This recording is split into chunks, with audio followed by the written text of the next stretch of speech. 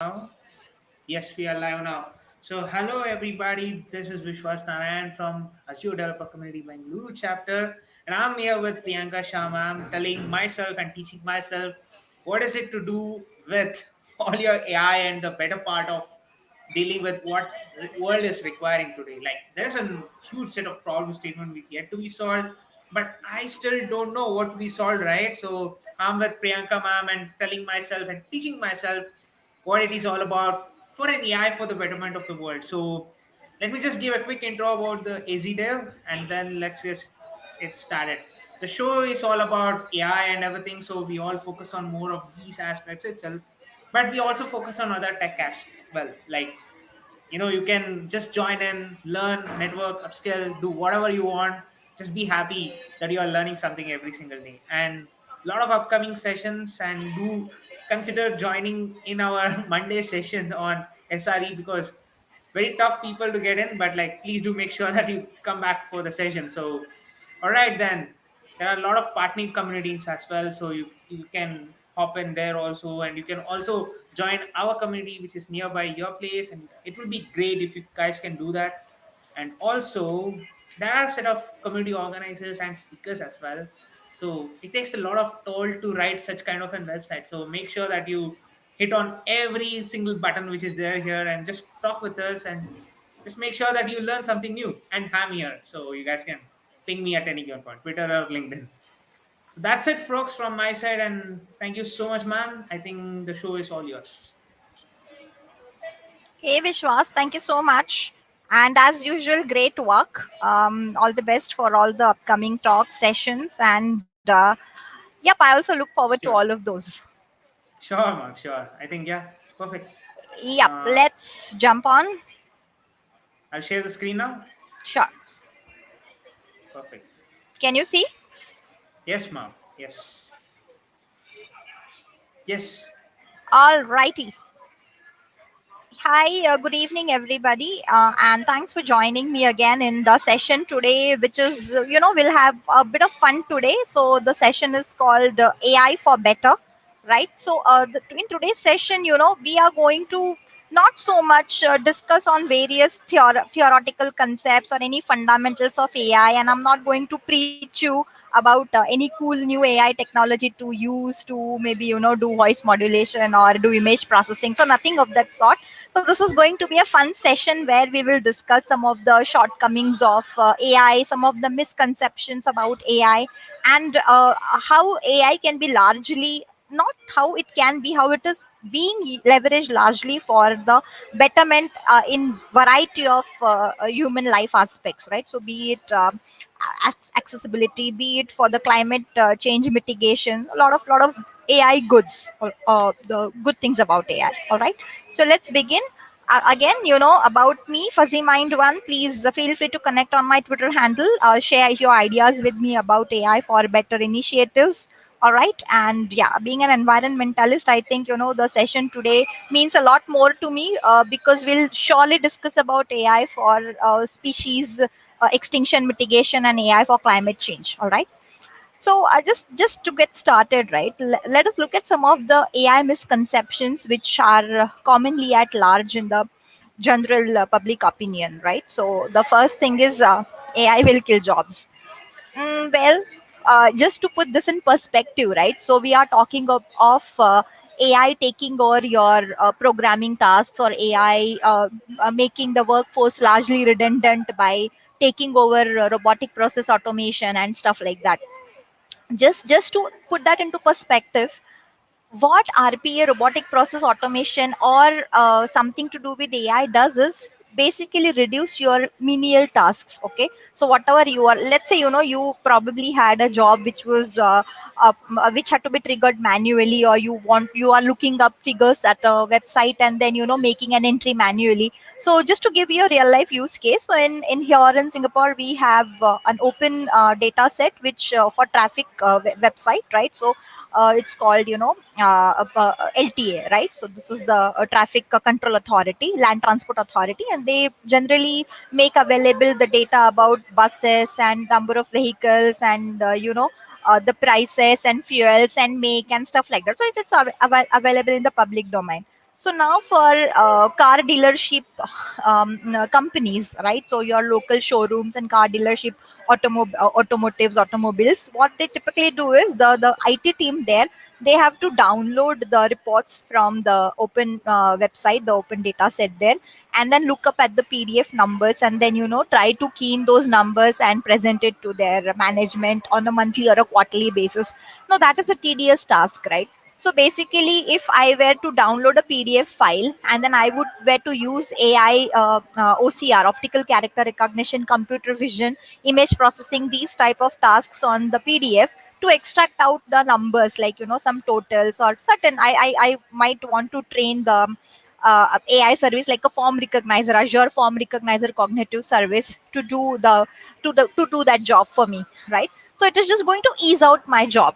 Okay, so I don't have to waste my time doing all those manual things of looking up numbers and keying in them, and I can spend my time more productively. I can get more productive things done in that amount of time. So not so much like it's going to kill your jobs.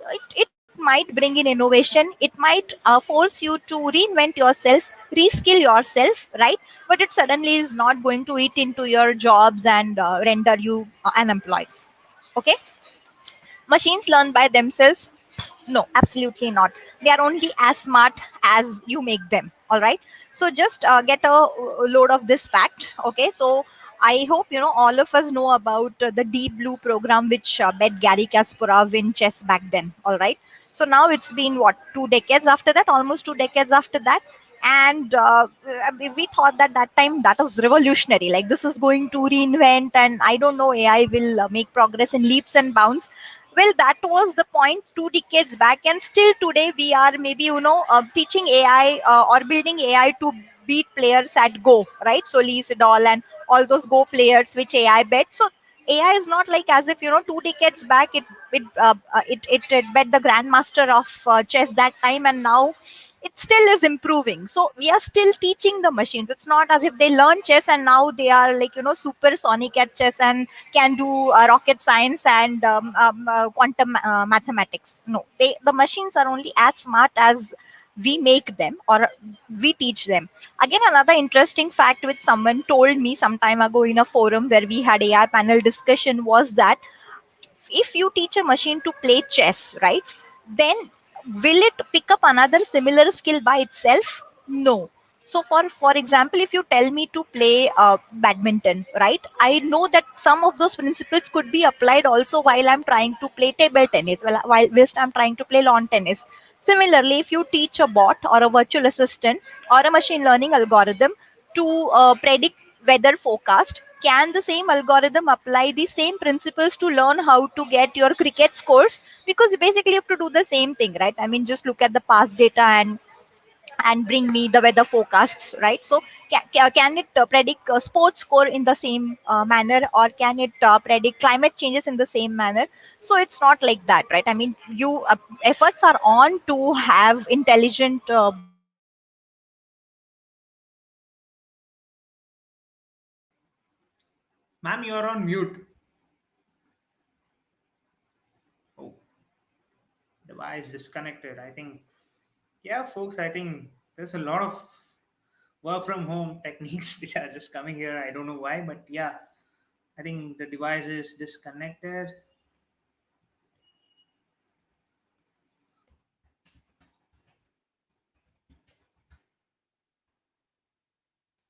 Yeah, I think when you. Hello, one second, one second.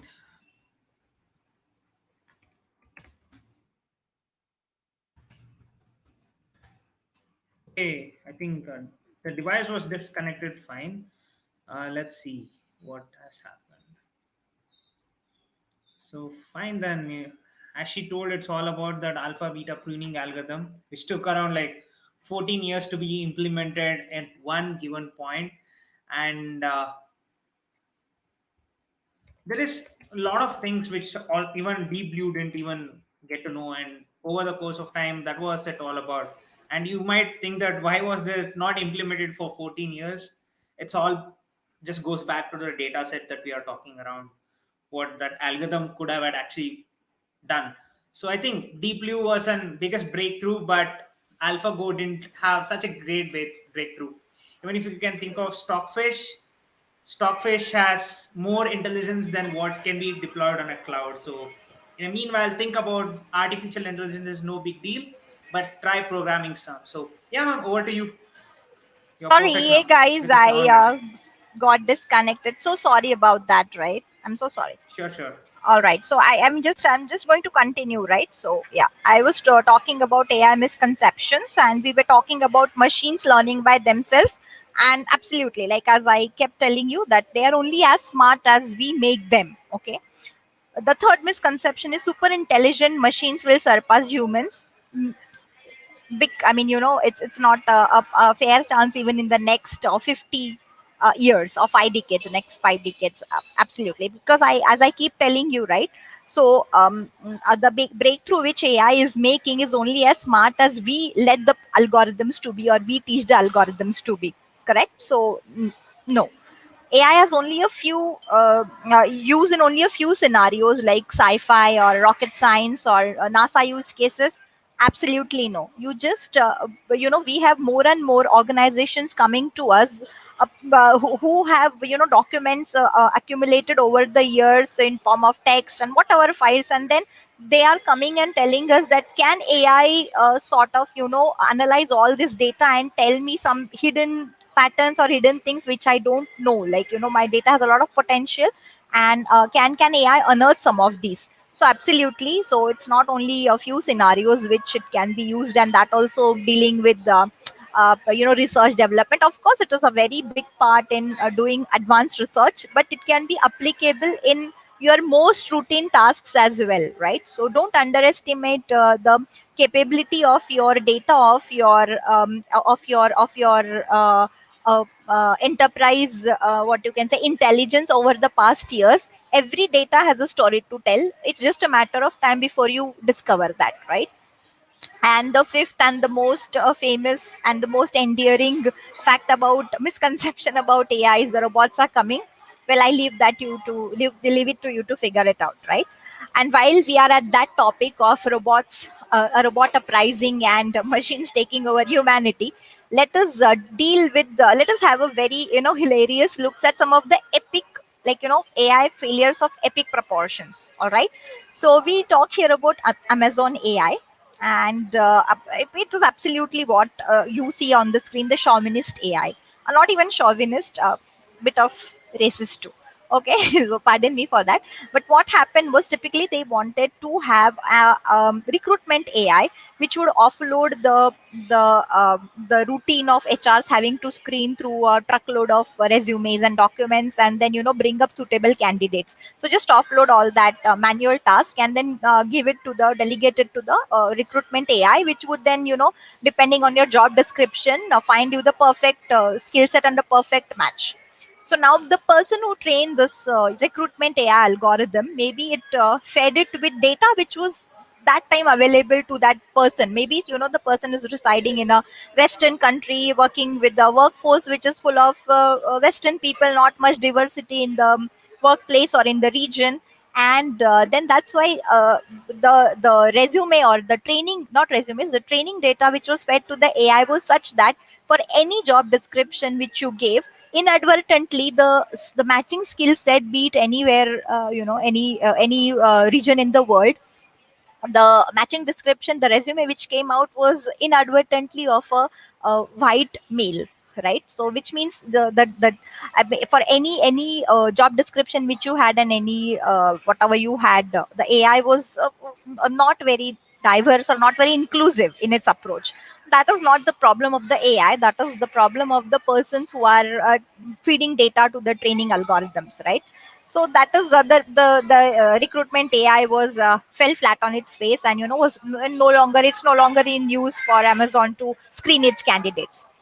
Another story, interesting story of Microsoft chatbot Tay. right? So they actually made this chatbot to be a teen bot and have friendly conversations with the teens on social media websites, right? So and they had touted the bot to be, it's like it will grow smarter as it interacts, so it will grow more smart as it interacts with more people on social media websites. But what happened was they didn't predict that what could potentially happen if someone targeted malicious tweets or malicious information to it. So what users did, it could be like all demographics, right? All age groups, across all age groups. They spam the bot. Okay, they spam the bot with anti-Semitic messages and violence and those, how should I say, unadulterated content. So it was all fed to the bot, and instead of learning constructive things, or trying to learn constructively and gauging its audience, I mean, it went on from being a friendly bot to being a homicidal. So it was like, I will kill the XYZ race for supremacy over the human or earth and stuff like that. So being a friendly bot, from being a friendly bot to homicidal bot, it just took it 24 hours to spam and sort of destroy its learning capabilities or its algorithm, right? Third case we see is with Apple and Goldman Sachs card. So this was supposed to be a card which you can for I think you're getting your credit score, right, for your loan applications and stuff like that. And because of the nature of this algorithm, the data which was used to train the algorithm, more often than not what it did was only the scores for, like, for example, I mean, if it was a husband and wife, the wife's credit score was never considered and her loan application was never approved. So it was her partner or the male figure who's getting his application approved there. So again, that is not a very diversified and inclusive AI. Okay. And finally we have the IBM Watson Medical AI, which is like, it was supposed to detect cancer symptoms from blood reports or from patient reports, and then suggest suitable medicines. And it went live, like it was tested by hospitals, by doctors, and then, as it is rightly written here, it was testing the patients of doctors and patients as well. So I mean, a lot of these are huge names in the field of AI, right? These are giants reinventing AI and giving us all these beautiful AI services, packaged the cloud AI and so many other things. So most of the things which our applications can do, like hear and see and talk and only maybe smell and touch are remaining, but they are even taking giant strides even in these two domains, right? So but all of these names, they have been encountering so many failures. And it's not that AI is the be all and end all of everything. Sure, it has a lot of potential, lot of applications, but then there is also responsibility when it comes to applying AI. Like, it has to be diversified, it has to be inclusive, it cannot be biased for a certain demographic or certain age groups, all right? So you have to have a lot of responsibility when you are designing AI algorithms, and that is why ethical AI, responsible AI, the responsibility framework is becoming a lot of rage today, especially when it comes to governing AI principles and AI programs, all right? Now when we are talking of the epic AI failures, of course, these were some of the setbacks which AI had. But apart from that, you also see a lot of AI for good initiatives, which is your AI for earth, AI for health, AI for accessibility, AI for humanitarian action, and AI for cultural heritage. AI for earth needs no introduction, as you might all have guessed it, that it is for mitigating climate changes. It is for mitigating the rare extinction of rare species, or spotting rare species and trying to rehabilitate them, or trying to do best what could be done. So AI for earth, one very good example, and for which we'll also see the efforts and the website. AI for earth is launched by Microsoft for snow leopards, right? So snow leopards, they live in very inaccessible terrain, the very difficult terrain to navigate, especially during harsh winters, right? So always very harsh conditions, adverse conditions there.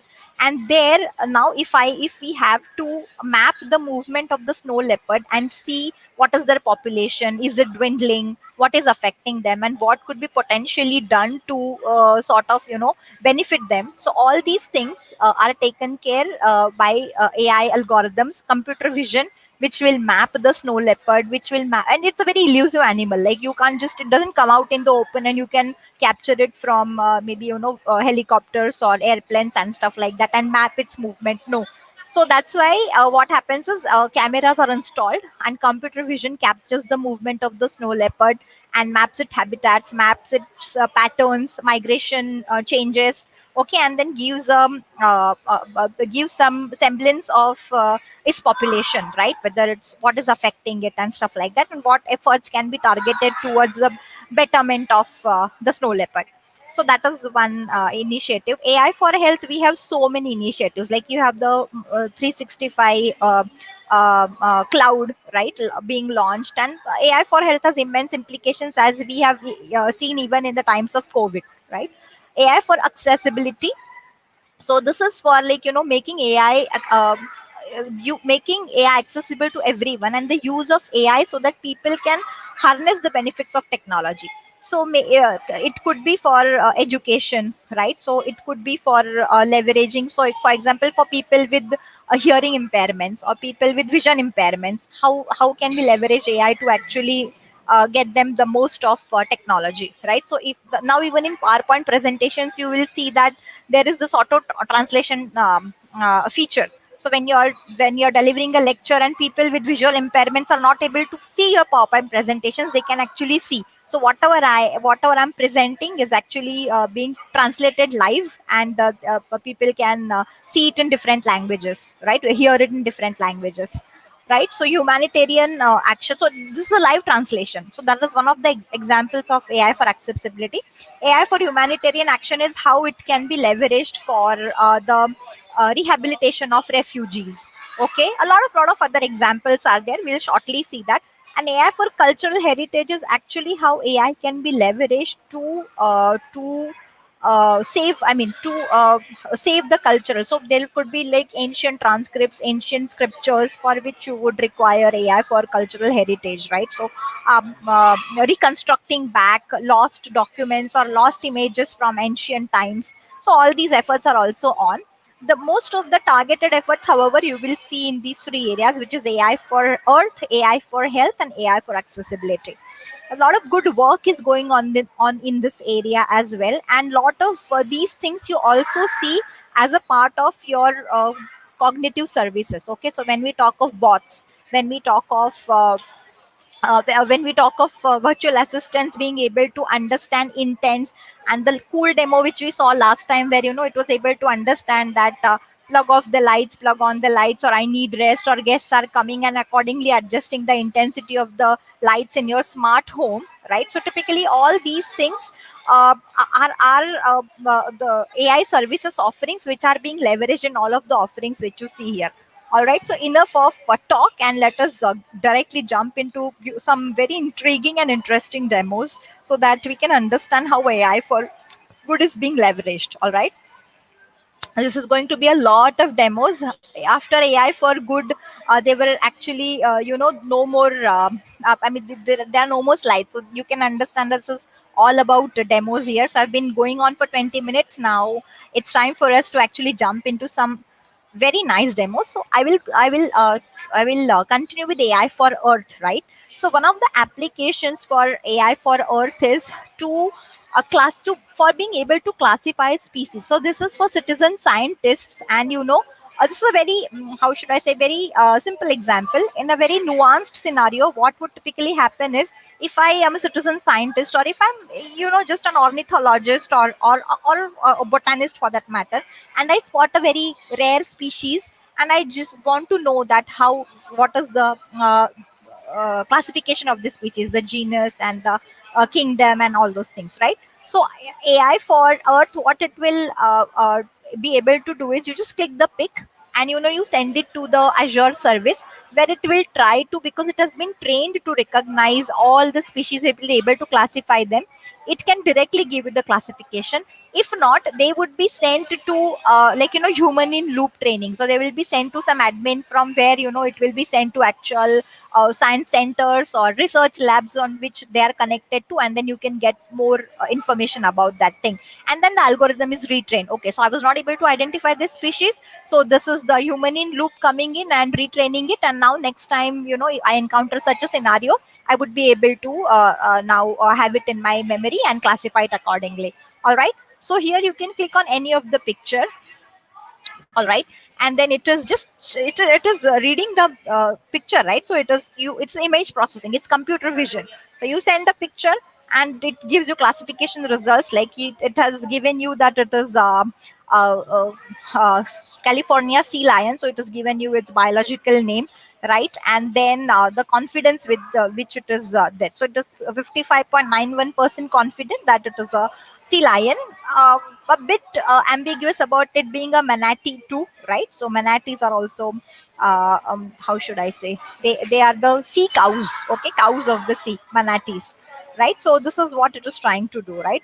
Walrus, not so much. But in the picture it does look like a walrus, right? I mean, although it's missing its teeth, but that's a very low confidence here. Okay, so classification results again, here you just classify it and then it will check the dimensions. It is actually, you see, it is say it's getting the AI's image and sending it to the API for getting the classification results. So it knows that this is a okapi and the scientific name for that and stuff like that, right?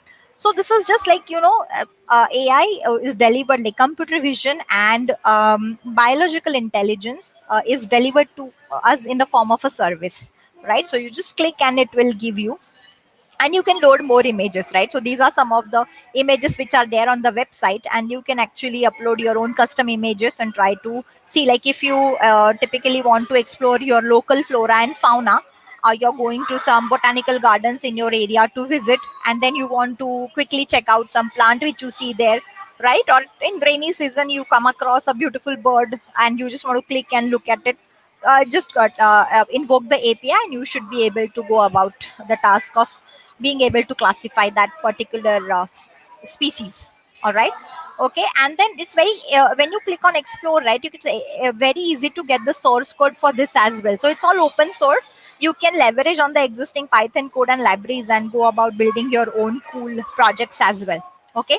When we talk of AI for earth and AI for climate change and AI for environment, I don't think we can ignore the topic of water, right? So this clean water AI. So clean water AI, what is it? Is an IoT device that continuously monitors water quality around water resources, right? For dangerous bacteria or harmful particles. Now, sometimes what happens, it's not uncommon, like, for algae to grow and to proliferate on still waters, and that can be totally dangerous to the species because they cut off the oxygen supply, right, to the fishes and the other animals inside the water. So clean water AI is that project where it will spot the changes in the composition of the water, or if there's any algae or bacteria proliferating, or any harmful waste is being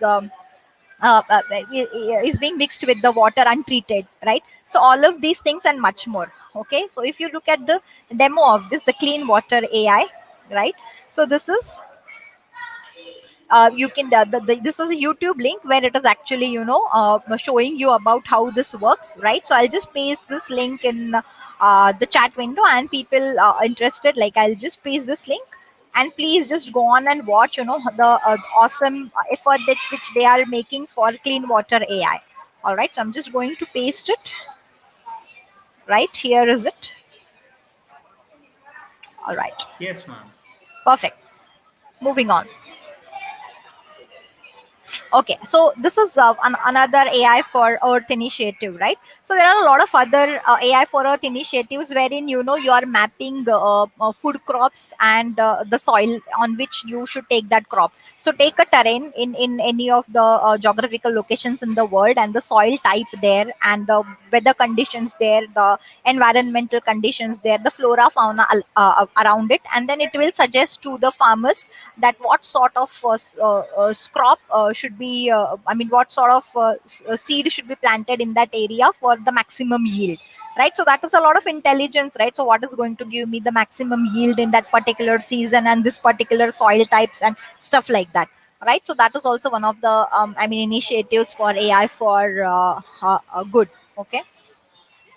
Another cool thing for AI for good is this is like, when I was talking of AI being able to see and talk, so we already know about computer vision, we already know about voice assisted bots, right? So now this is AI artificial nose, right? So this is actually trying to gauge smells there. Okay, so the smell is nothing but neural networks. So this is experiment only, like you will not actually see being able to simulate the nose and all, but you can simulate smells, which are nothing but neural networks are aiming to smell the concentration of different gases in the air. So this is such a cool effort to actually build a nose, okay, and try to imbibe smell in it so it can detect the concentration of different gases. All right, so if you go, I mean, just I'll just refresh the website. Okay, so let's try.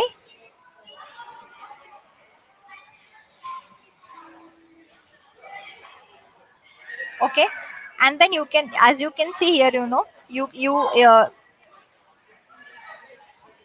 right, so you can see this, you will be able to rotate it. So this is a 3D object, you can rotate it here, so the nose, to see that in what direction are you going to gauge the sense of smell here. All right, so here you can see that and I can click on the explore on the hotspots, and I can see how much, what are those hotspots going to tell me.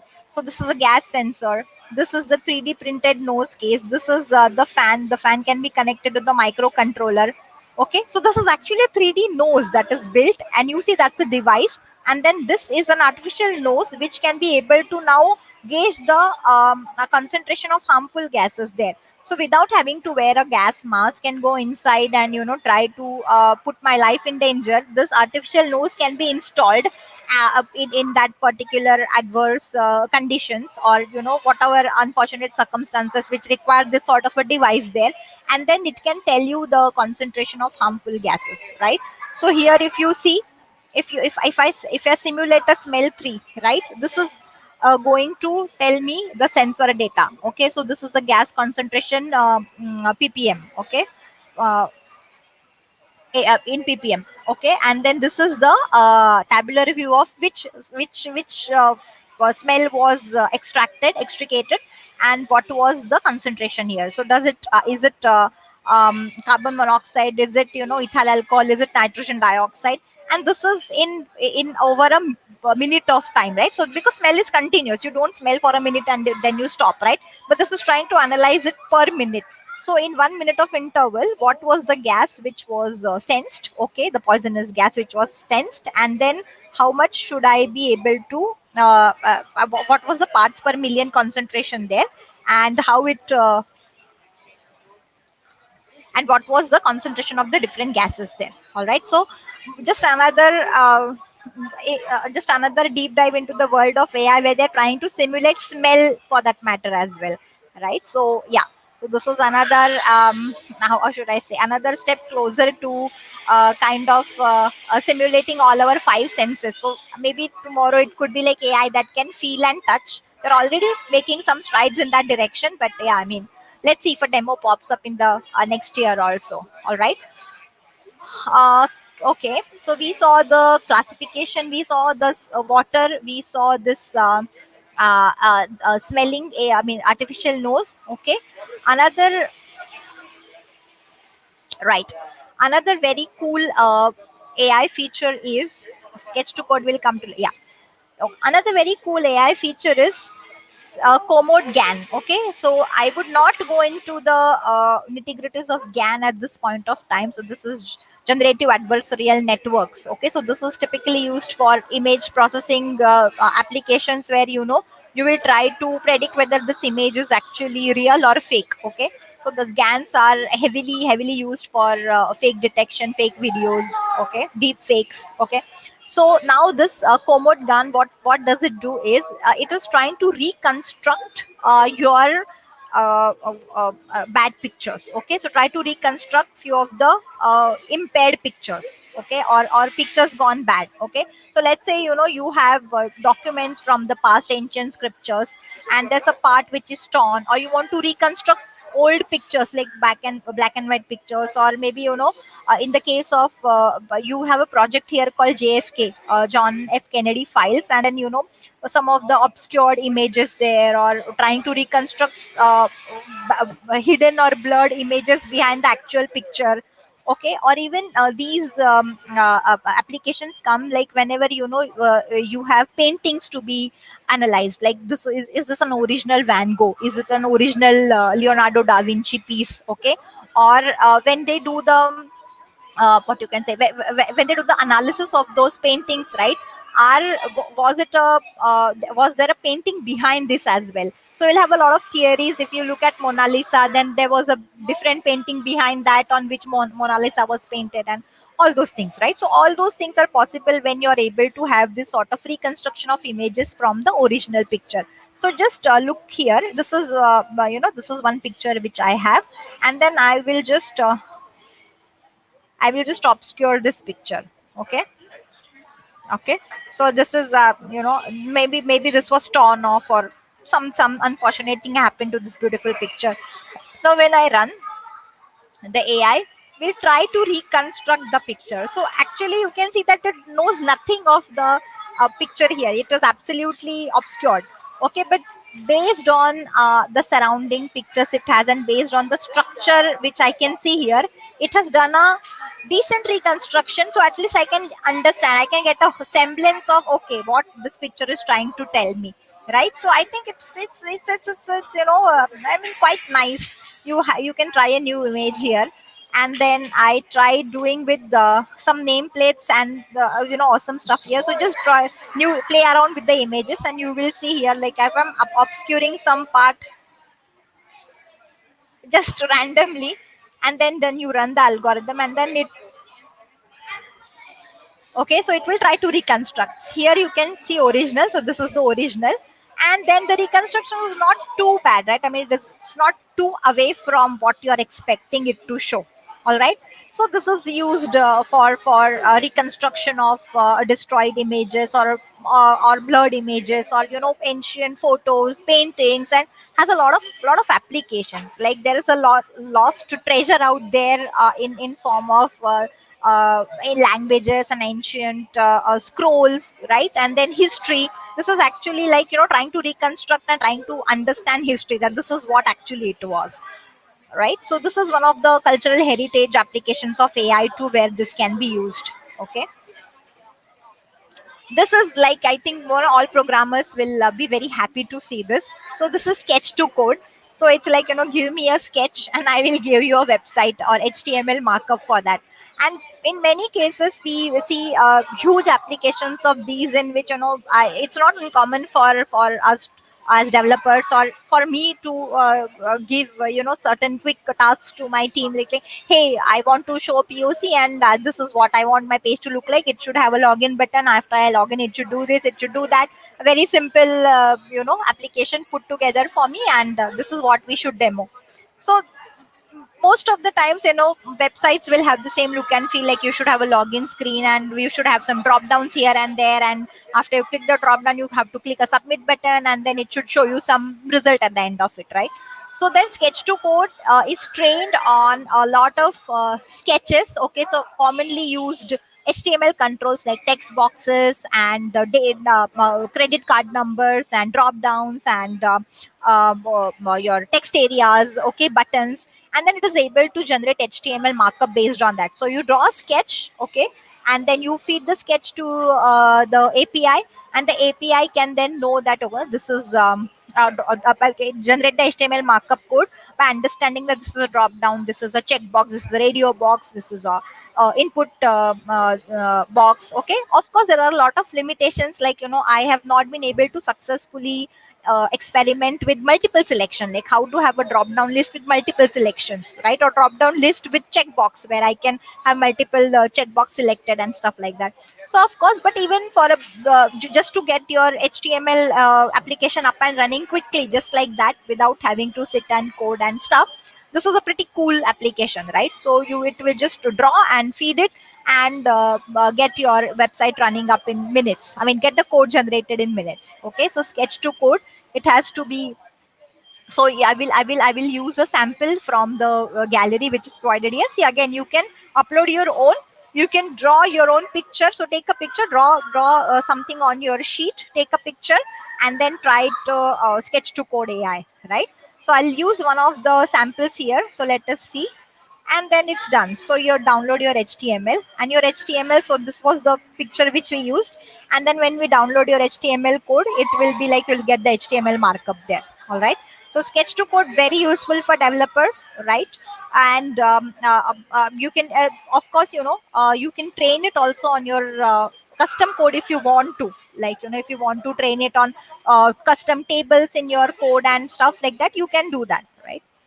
So the source code available as well if you go to the Microsoft website here. So this is the AI projects here. So all the projects here have the source code available. So here about learn about JFK files, learn about post tracker, learn about code defect AI, and GitHub repositories and notebooks are all open source. You can just click on the all projects, or here learn about learn about this links. Click on the learn about links and it will take you to the source code Python notebooks, and you can just start directly coding from there on, right? So sketch to code is another very cool application, I'll say, especially for developers. Okay.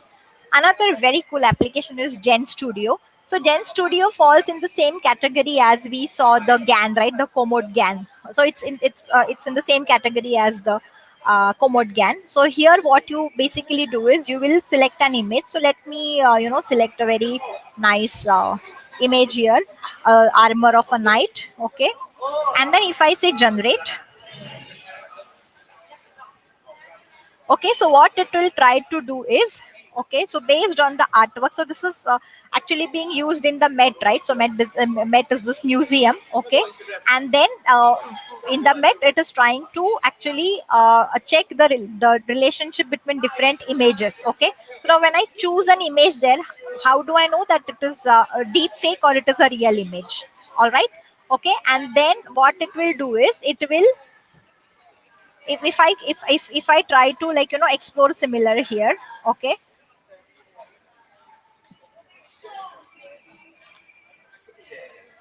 is generating or not? I think the website is stuck, just hold on.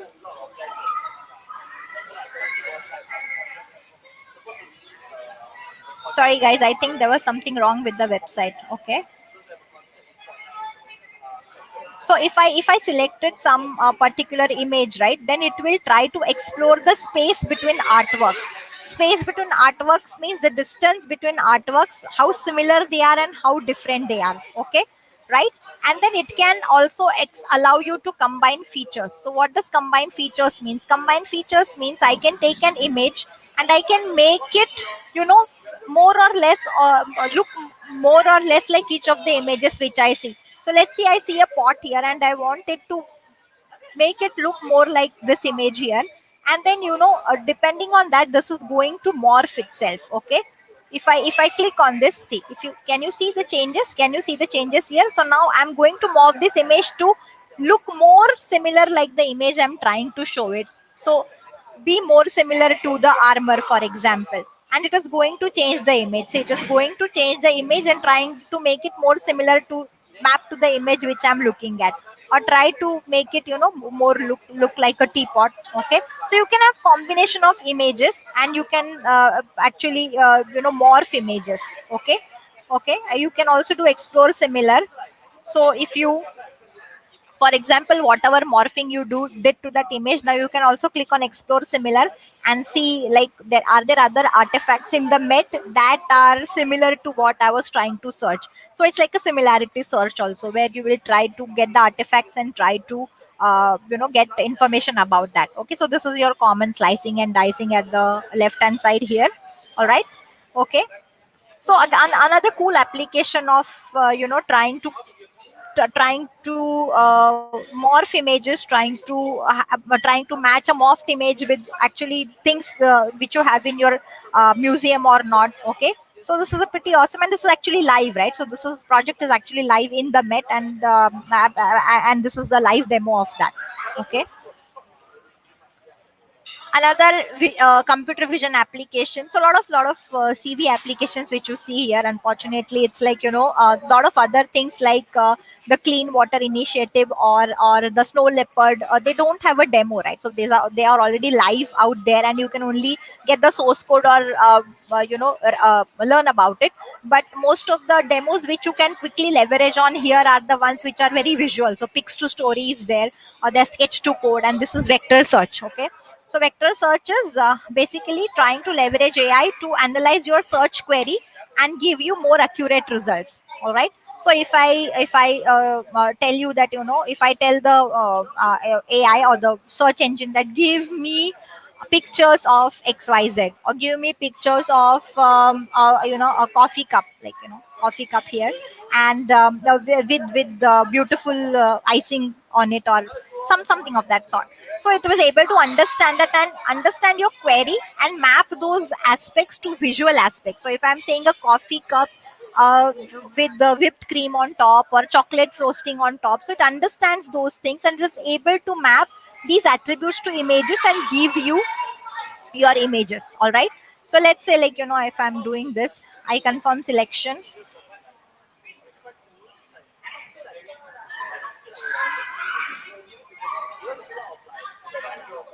and then it will give me still working, right? And then it will so this is so this is something wrong with the search again, sorry.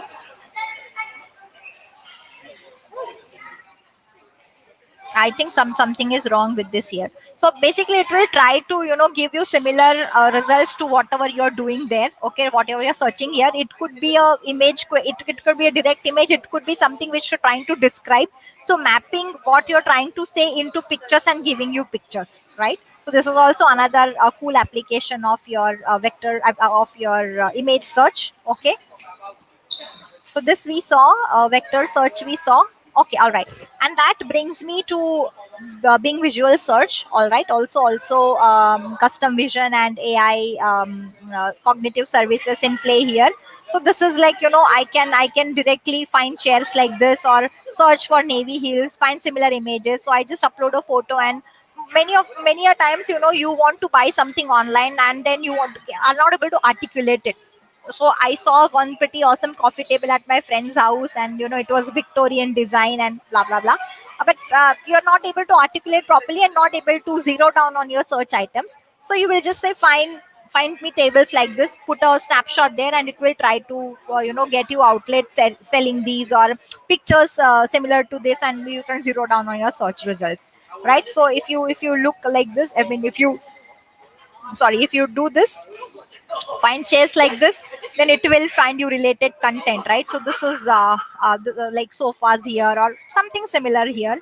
And then also you can zoom on a very certain aspect of that. So if you do visual search here, okay, and then if I just crop out a part of this here, right, and then it will actually try to search whatever cropped image you have. So this is a wooden part here, and then it is trying to now try to search images which are similar to this also. So you can crop out a part, especially like complex picture where you are seeing something in the background and you want to zero down on that whatever you are seeing in the background. So let us do this here. I can see some grills, right? I can see some grills here, and then I can try to crop this out here. So yeah, I'm trying to search. So yeah, it will try to make sense of what I'm trying to search, and then try to give me similar search results.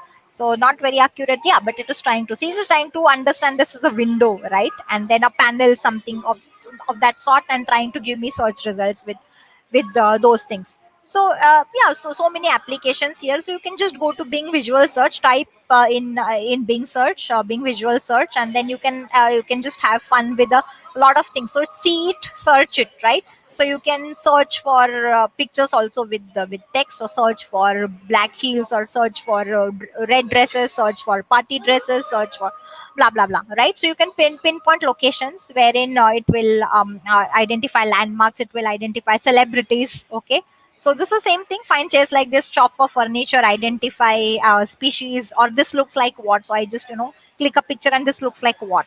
I like how you put you sometimes you have a particular tune and you ask Siri that, hey, this song is what, or what does this tune sound like? This tune belongs to what song?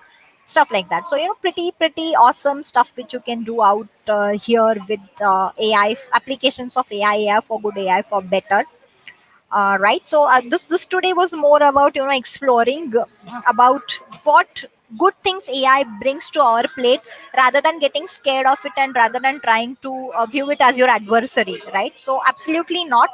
It's here to stay for sure, like it is the future, but then you have to adapt to a world and upskill yourself, reinvent yourself, okay, and get those desired skills to make a mark in AI, right? But absolutely it is not going to make you redundant, or it's not going to upstage you at any point of time. Absolutely no. As I said, it is only as smart as we make it to be, and take heart from the fact that there have been epic AI failures out there, and the efforts are on in AI to make it work with you, not work against you, right? So it is work for you and work with you, as with all the initiatives we have seen. So AI for climate change, AI for accessibility, and when we use AI for constructive things like this, right, with the responsibility and ethical framework in place, I think it has an immense potential to be unlocked for the future.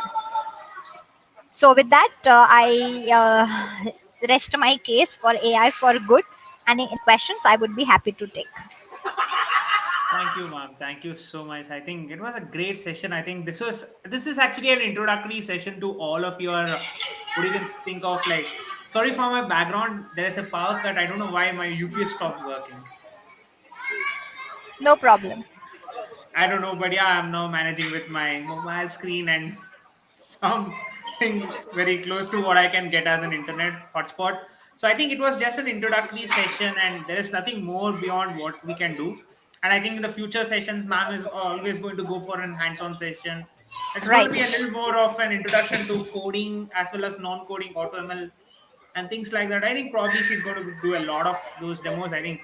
Thank you so much, folks. Thank you so much for being a part of this webinar, and thank you so much. Thank you, guys. Have a good day, good evening, all of you. Stay Yeah, safe it's and good take night care. there.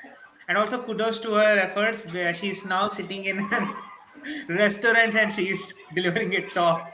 That's why there's a lot of background noise, and it's the amount of dedication that these people have. And yeah, trust me. And if you have any doubts, queries, do join the community Telegram channel that's just floating down there. AZ Dave India, and also make sure that you go back, reach out to Priyanka ma'am, so that like yeah, it will be more better for you guys to understand. Okay, this is what is technology is all about. And thank you so much, folks. Thank you so much. I'll end the Thank you, broadcast. guys. Bye. Bye.